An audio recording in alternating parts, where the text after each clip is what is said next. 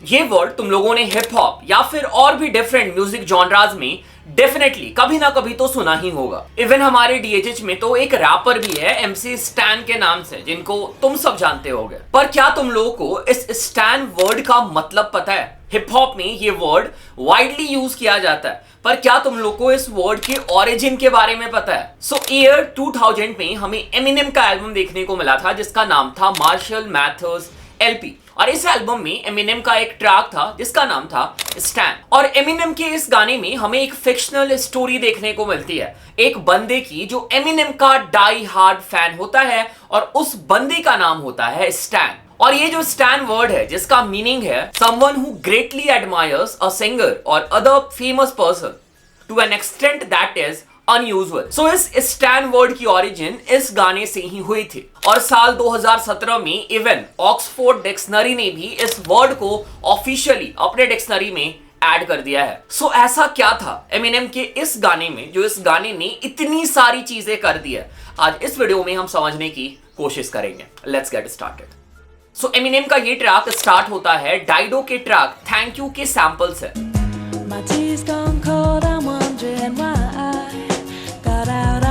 और इस सैंपल के साथ हमें हार्ड बेल सुनने को मिलते हैं। इस गाने का जो थीम है वो एक ऑब्सेसिव एमिनेम फैन के ऊपर बेस्ड है। एमिनेम ने अपने इनिशियल डेज में ही कुछ क्रेजी फैंस को विटनेस कर लिया था। इवन उनका फैन बेस भी बहुत ज्यादा क्रेजी था, और उन्हीं सब से इंस्पायर्ड होके एमिनेम के साइड से हमें ये फिक्शनल स्टोरी इस गाने में देखने को मिली थी। इस पूरे गाने में तुम बैकग्राउंड में रेन का साउंड और थंडर का साउंड सुनोगे, जो मेरे हिसाब से डार्क थीम देने के लिए ऐड किया गया है। ट्रैक का जो पहला वर्स है वो स्टैन के पर्सपेक्टिव से लिखा हुआ है। स्टैन जो एमिनेम का डाई हार्ड फैन है, और वो एमिनेम को दूसरी बार लेटर लिख रहा है। मतलब उसने इसके पहले भी एमिनेम को लेटर लिखा था, बट एमिनेम के साइड से कोई भी रिस्पॉन्स स्टैन को देखने को नहीं मिला था।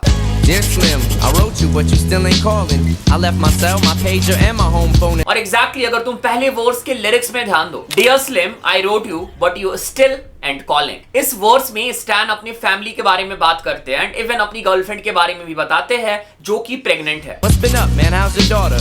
My girlfriend's pregnant too. I'm about to be a father. Music video में तुम देख सकते हो स्टैन का जो रूम है वो एमिनेम के पिक्चर्स से भरा हुआ है, एंड इवन अगर तुम स्टैन का बिहेवियर देखो तो वो अपनी गर्लफ्रेंड को इग्नोर कर रहा है, and he is more worried about Eminem then his pregnant girlfriend, जो हमें ये बता रहा है how obsessed Stan is for Eminem. इस वर्स के आखिरी में स्टैन जो है वो अपने सेकंड लेटर का रिप्लाई करने के लिए एमिनेम को बोलते हैं। Anyways, I hope you get this man. Hit me back. Just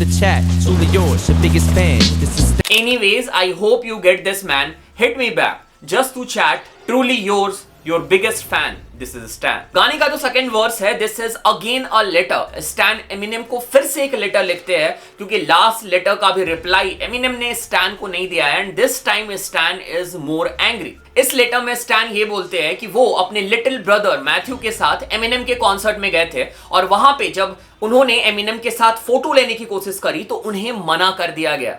If you didn't want to talk to me outside the concert, you didn't have to. But you could have signed an autograph for Matthew. That's my. इसके साथ साथ stand ये भी बोलते हैं कि Eminem को उनके छोटे भाई मैथ्यू को कम से कम ऑटोग्राफ देना चाहिए था, क्योंकि मैथ्यू भी एमिनेम का बहुत बड़ा फैन है। स्टैन यहाँ तक बताते हैं कि वो उनसे भी बड़ा फैन है एमिनेम का, और मैथ्यू भी बहुत इंपॉर्टेंट कैरेक्टर है इस पूरे गाने का। तो मैथ्यू में थोड़ा सा गौर फरमाना, हम उसके बारे में लास्ट में डिस्कस करेंगे, क्योंकि मैथ्यू की कहानी जो है ना वो कंटिन्यू होती है। इस लेटर में स्टैन कुछ डिस्टर्बिंग चीजें भी लिखते हैं, जैसे कि sometimes I even cut my self to see how much I bleeds. It's like adrenaline, the pen is such a sudden rush for me. See everything you से is real and I respect you cause you tell it. ये जो last line था, this was a reference to एमिनेम्स last album slim shady LP, जहां पे हमें बहुत ही violent lyrics Eminem के side से देखने को मिला था, और एमिनेम के मल्टीपल फैंस ने उन लिरिक्स को बहुत ही ज्यादा सीरियस ले लिया था। और यहाँ पे भी हमें नजर आ रहा है कि स्टैन ने भी उन लिरिक्स को बहुत ज्यादा seriously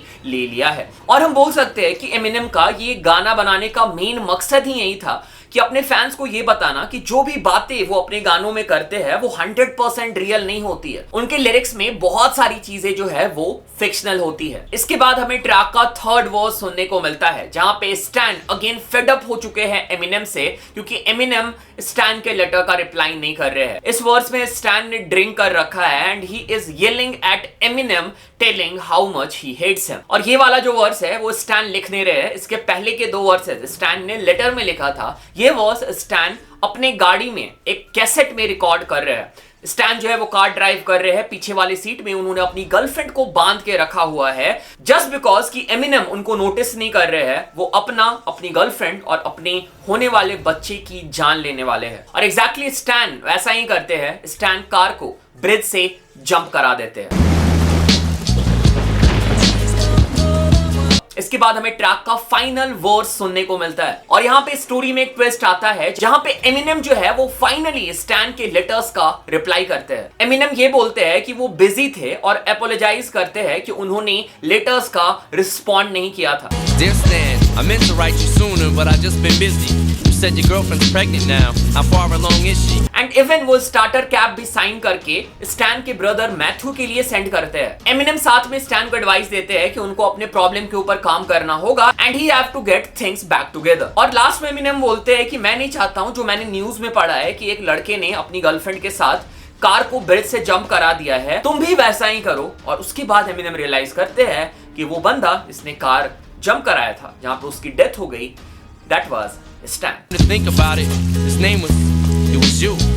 Damn. Even music video में जब एमिनेम को लेटर मिलता है तो तुम देख सकते हो कि स्टैन का घोस्ट खिड़की के बाहर से स्माइल कर रहा होता है कि फाइनली एमिनेम को स्टैन का लिखा हुआ लेटर मिल गया। मतलब तुम समझ सकते हो कि एक बंदा एक आर्टिस्ट का कितना बड़ा फैन हो सकता है। This song is the true definition of that. सो अगर तुम लोग को लग रहा होगा कि स्टैन की कहानी यहाँ पे खत्म हो गई, तो ऐसा नहीं है। एमिनेम ने इस गाने का इवन सीक्वल भी ड्रॉप किया है। एमिनेम के एल्बम मार्शल मैथर्स LP2 के इंट्रो ट्रैक बैड गाय में हमें स्टैन के भाई मैथ्यू की कहानी सुनने को मिलती है एमिनेम के साइड से। It's like I'm in this dirt digging up old hurt.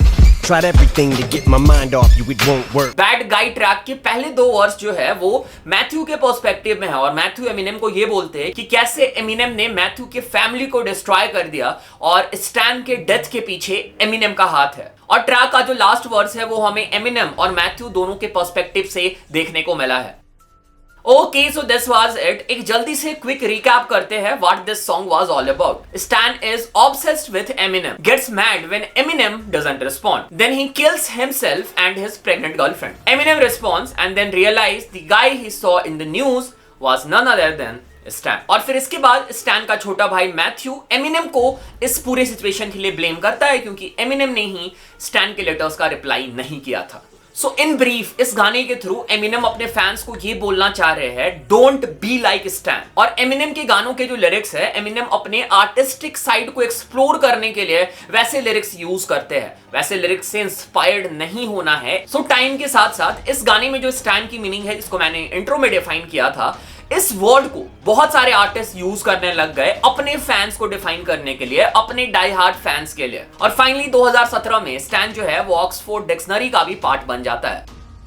Okay, so this was it, this was the whole video, this was the origin of Stan. और शायद अब जब तुम स्टैन वर्ड सुनोगे तो तुम्हें MC स्टैन के अलावा भी इसका एक डिफरेंट मीनिंग, एक डिफरेंट स्टोरी पता होगा। ठीक है, so yes, thanks for watching, thanks for all the love, all the support. और चैनल पे पहली बार चैनल सब्सक्राइब करो, सपोर्ट करो, प्यार दिखाओ। इंटरनेशनल कंटेंट और भी देखना चाहते हो उसके लिए भाई सब्सक्राइब कर लो, और क्या। Thanks for watching, thanks again, thanks a lot.